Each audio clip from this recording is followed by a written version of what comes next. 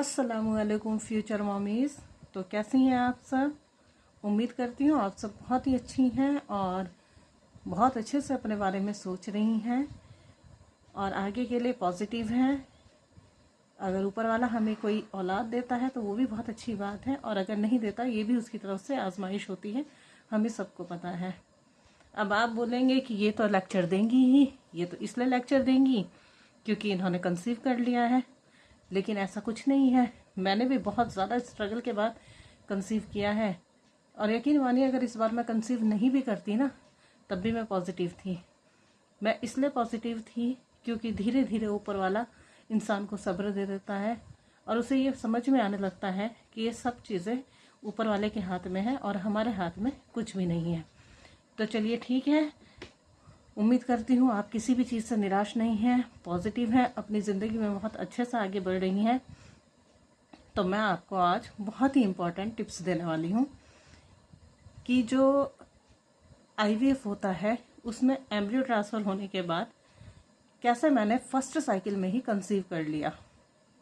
हालांकि ये बहुत ज़्यादा परेशानी भरा रहा। मैंने आपको कल भी बताया था कि 2021 में मैंने कंसीव किया था और उसके बाद 2021 से लेकर 2025 में आकर मैंने दोबारा से कंसीव कराया है। तो ये जो 4 इयर्स का गैप था वो मुझे पता है, अल्लाह को पता है और मेरे हस्बैंड को पता है कि मैंने उसे किस तरह से गुजारा है।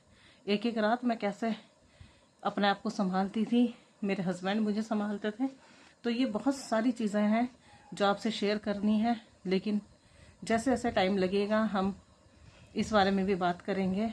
आज का टॉपिक जो है हम उस पर कंसंट्रेट करते हैं और उम्मीद करती हूँ कुछ ना कुछ मेरे ये जो टिप्स रहेंगे ये आपके काम आएंगे और आपको भी पॉजिटिव रिजल्ट्स मिलेंगे। तो चलिए स्टार्ट करते हैं। पहले मैं आपको ये बता दूं कि मैं इंडिया से ही हूँ।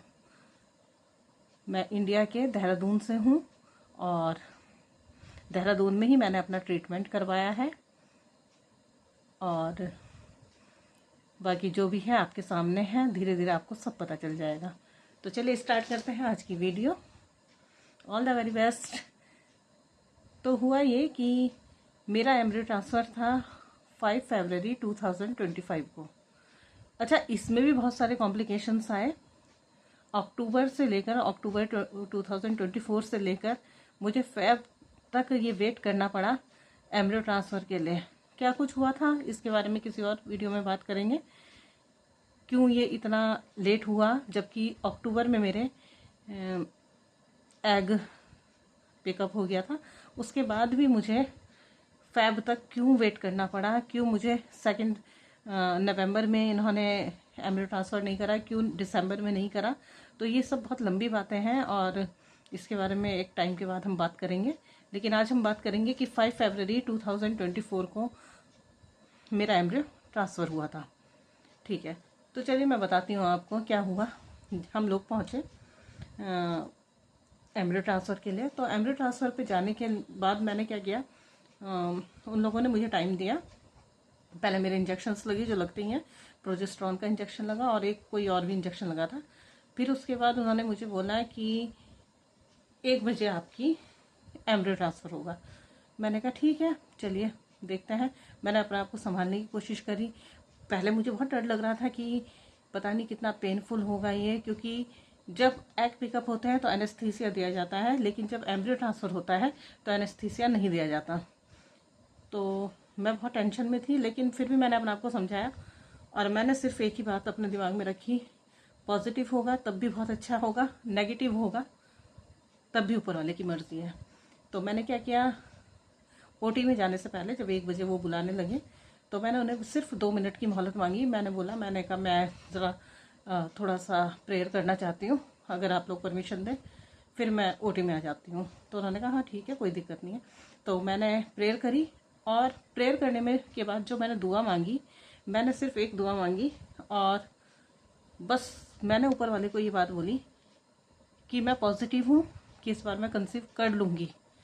मैं पूरी तरह से पॉजिटिव हूँ और मैं ये सारा मामला आपके हवाले करती हूँ। आप ही मुझे पॉजिटिव रिज़ल्ट देने वाले हैं और इंशाल्लाह आप ही मुझे पॉजिटिव रिज़ल्ट देंगे। और ये दुआ करने के बाद मैं ओटी में चली गई। ओटी में जाने के बाद वहाँ का जो माहौल होता है, एटमॉस्फेयर, वो बहुत अच्छा करके रखते हैं ये लोग। नर्सेज भी बहुत अच्छी होती हैं, जो फीमेल डॉक्टर होती है वो भी बहुत अच्छे तरीके से ट्रीटमेंट करती हैं। तो उस टाइम एनेस्थीसिया नहीं दिया जाता और ज़्यादा पेनफुल भी ये प्रोसीजर नहीं होता। थोड़ा बहुत हल्का फुल्का पेन होता है, वो तो हमें रेगुलर लाइफ में भी होता रहता है। तो लगभग 15 से 20 मिनट का ये प्रोसीजर होता है। उसमें वो आपसे बात भी करते रहते हैं और आपको बताते भी रहते हैं। आपको आपका स्क्रीन पर आपका एम्ब्रियो भी दिखाया जाता है और मतलब आपको कुल मिला के वहाँ कोई टेंशन जैसा माहौल नहीं होता। अब हम जब एम्ब्रियो ट्रांसफ़र हमारा हो जाता है उसके बाद डॉक्टर्स हमें सजेस्ट करते हैं कि आप आधा 1 घंटा आराम कर लीजिए। तो वो लोग हमें रिकवरी में ही क्या करवा देते हैं, आराम करवा देते हैं। उसके बाद अगर उन्हें महसूस होता है कि भाई इसको ड्रिप लगानी चाहिए, थोड़ी वीकनेस आ गई है या जो भी, तो वो लोग करते हैं। और मेरे केस में तो मैं आपको कहूँगी कि कोई भी काम मेरे से छूटा नहीं है। तो जो ड्रिप लगनी थी वो मुझे लगी है। ड्रिप लगने के बाद क्या हुआ, ऐसे हम लोग सुबह पहुँचे थे 9 बजे, इन्होंने हमें बुला लिया था। 1 बजे एम्ब्रियो ट्रांसफ़र हुआ था। फिर हम लोग वहाँ से 4 बजे तक फ्री हुए थे। 4 बजे फ्री होने के बाद उन्होंने मुझे कहा था थोड़ा सा धक्के वगैरह का ध्यान रखना और कोशिश करना कि सीढ़ियाँ अवॉइड करो।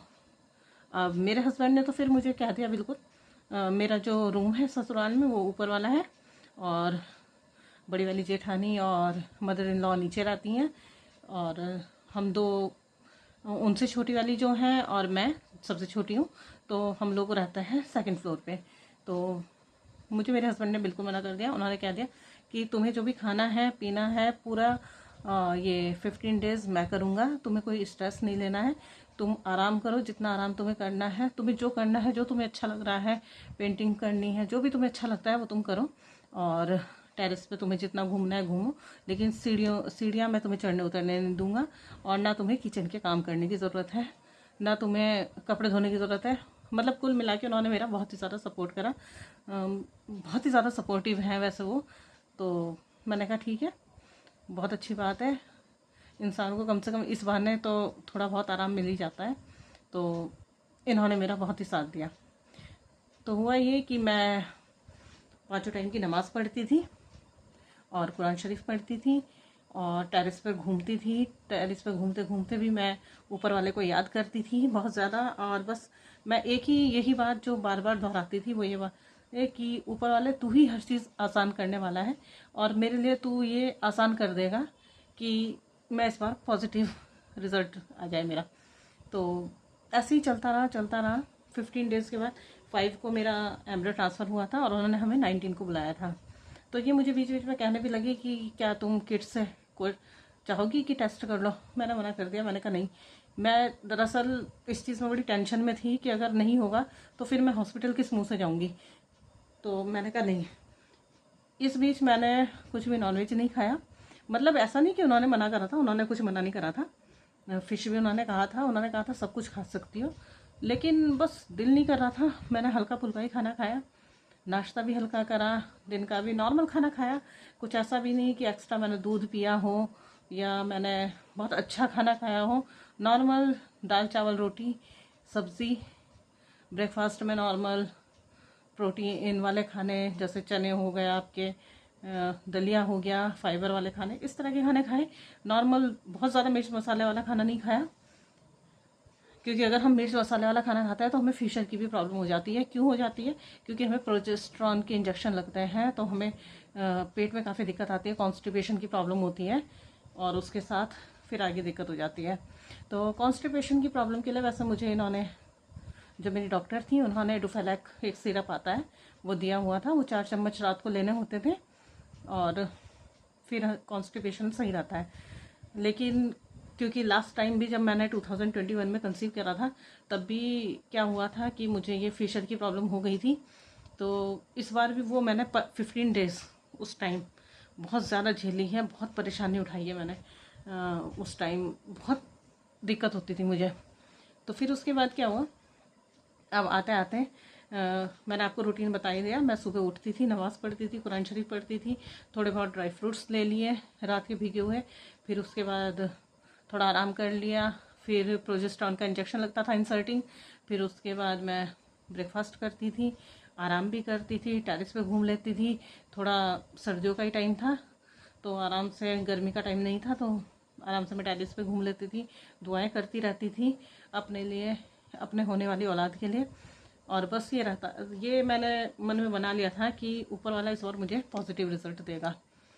फिर उसके बाद क्या हुआ, जब 19 फ़ेब को हमें जाना था, लेकिन पता नहीं मेरे दिमाग में क्या हुआ, मैंने 16 को इन्हें बोला, मैंने कहा कल सुबह मैं टेस्ट करूँगी। तो कहने लगे कि रहने दो, अब तो 2 ही दिन रह गए, कि क्या करोगी। मैंने कहा नहीं, मैं करूँगी। तो कहने लगे एज यू विश। तो मैं सुबह वॉशरूम गई, इन्हें मैंने बताया नहीं, मैं किट ले गई। किट लेने के बाद मैंने आपको बताया कि मुझे फिशर की भी बहुत प्रॉब्लम हो रही थी, तो मुझे वॉशरूम यूज़ करने के बाद सीधे टब में बैठना पड़ता था, क्योंकि बहुत ही ज़्यादा दिक्कत होती थी मुझे। परेशानी, एक परेशानी नहीं थी मेरे साथ, परेशानियाँ तो बहुत थी, वो धीरे धीरे मैं आपको बताती रहूँगी क्या क्या परेशानी थी। लेकिन ये उस टाइम मेजर प्रॉब्लम चल रही थी मेरी फिशर की। तो मैं सीधे टब में बैठती थी। उसके बाद तो मैंने क्या किया, मैंने चेक करा वॉशरूम में, और देखो ना उस टाइम दिमाग कितना ख़राब हो जाता है। मैंने क्या किया, मैंने उसमें लिखा होता है किट में कि 3 to 5 मिनट्स के बीच में आपका रिज़ल्ट आएगा।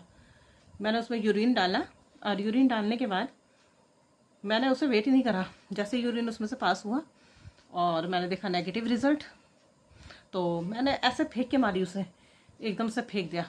मैंने कहा छोड़ो, नहीं है तो नहीं है, नेगेटिव। मैंने आंसू निकाले ही नहीं अपने। फिर उसके बाद जाके मैं सीधे टब में बैठ गई। टब में बैठने के बाद मैंने ऐसे ही उस पर नज़र पड़ी, साइड में वो किट पड़ी हुई थी, तो मुझे उसमें हल्की सी सेकंड लाइन भी दिखाई दी। ओ भाई, जैसे ही मैंने वो सेकंड लाइन देखी, मुझे इतना सुकून मिला। सुकून मिलने के बाद मैंने फिर उस किट को उठाया, फिर मैंने देखा यस इट इज़ पॉजिटिव। तो पॉजिटिव था, मुझे खुशी हुई, लेकिन मैंने बिल्कुल उसको अपने सिर पे हावी नहीं करा, क्योंकि 2 दिन बाद फिर से मेरा टेस्ट होना था। फिर मैं वॉशरूम से बाहर आई, वॉशरूम से बाहर आने के बाद मैंने इन्हें आवाज़ लगाई, नीचे थे, तो मैंने इन्हें दिखाया। कहने लगे अभी किसी को मत बताना, बहुत अच्छी बात है कि तुमने कंसीव कर लिया, हमारी बहुत बड़ी प्रॉब्लम सॉल्व हो गई। तो लेकिन अब ये किसी को बताना नहीं है, और बस अब परसों देखेंगे क्या होगा। तो भाई हम 19 को पहुँचे IVF सेंटर अपने देहरादून में। वहाँ जाने के बाद फिर मैंने उन लोगों को कुछ नहीं बताया। वहाँ पे मेरा टेस्ट हुआ, ब्लड टेस्ट, और ब्लड टेस्ट होने के बाद फिर जब उन्होंने हमें घर भेज दिया और कहा कि 2-2.5 घंटे के बाद रिपोर्ट आएगी, वी वर पॉजिटिव। तो हम लोग घर चले गए। फिर उसके बाद उन्होंने हमें बुलाया, 2-3 घंटे के बाद रिपोर्ट आ गई थी, लेकिन उन्होंने हमें शेयर नहीं करी। फिर उसके बाद जो मेरी फीमेल डॉक्टर थी, उन्होंने मुझे ये गुड न्यूज़ दी। मैं बहुत ज़्यादा खुश हुई, एक्साइटेड थी मैं बहुत, और मैंने उनका धन्यवाद करा। मैंने उन्हें बोला, मैंने कहा ma'am because of you and ऊपर वाले की तो सबसे ही बड़ा हाथ होता है हर चीज़ में, और उसके बाद आपने मुझे बहुत अच्छा मतलब सपोर्ट करा है, और आप लोगों की वजह से ये दिन मैं आज देख पा रही हूँ। बस फिर उसके बाद उन्होंने ट्रीटमेंट्स दिए, और 15 डेज़ भी मेरी मेडिसिन चली थी, काफ़ी कॉस्टली मेडिसिन थी।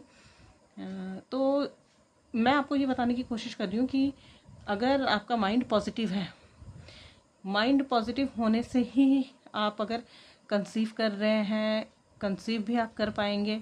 आपकी कोई भी बड़ी से बड़ी प्रॉब्लम है वो सॉल्व हो जाती है। लेकिन अगर आपका माइंड पॉजिटिव नहीं है तो कुछ नहीं होता, क्योंकि आप विश्वास नहीं करेंगे, 2021 के बाद जब मैंने अपना बेटा खोया था, उसके बाद मैंने ये होप भी छोड़ दी थी, उम्मीद ही छोड़ दी थी कि मैं कभी कंसीव कर पाऊँगी, क्योंकि बोथ ट्यूब्स मेरी ब्लॉक थी, और इतना ट्रीटमेंट मैंने चलाया है, इंग्लिश, आयुर्वेदिक, कहीं से भी कोई पॉजिटिव न्यूज़ नहीं आ रही थी।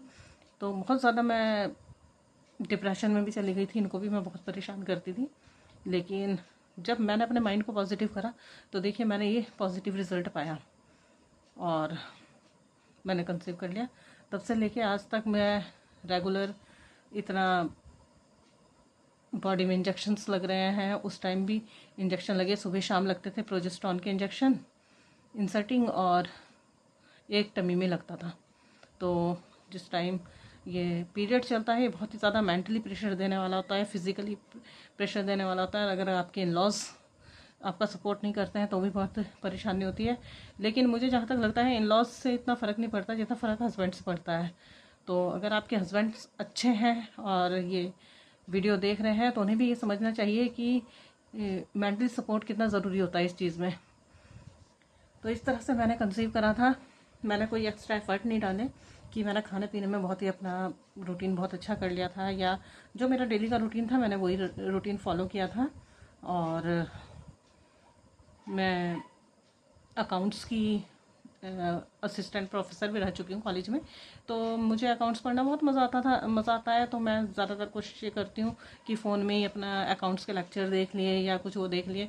तो इस तरह से मैं अपना माइंड भी डाइवर्ट रखती थी और मैंने इस चीज़ को अपने सिर पे हावी नहीं होने दिया कि मेरे पास 15 डेज़ है, 15 डेज़ के बाद क्या होगा क्या नहीं होगा। तो इस तरह से करके मैंने कंसीव करा है। तो आगे भी अगर आपकी कोई क्वेरी है तो आप पूछ सकते हैं। कल मैंने एक वीडियो डाली थी आईवीएफ में कितने इंजेक्शन लगते हैं, उसमें वो भी मैंने आपको बिल्कुल सच सच बताया है कि आईवीएफ में एक्चुअल में इतने इंजेक्शन लगते हैं। और जो भी आप मेरे से क्वेरी करेंगे वो मैं आपको ज़रूर बताऊंगी। लेकिन उसके लिए आपको मेरे चैनल को सब्सक्राइब करना होगा। इस चैनल को आगे बढ़ाने का काम आपका है, आपको इन्फॉर्मेशन देने का, आपको गाइड करने का काम मेरा है।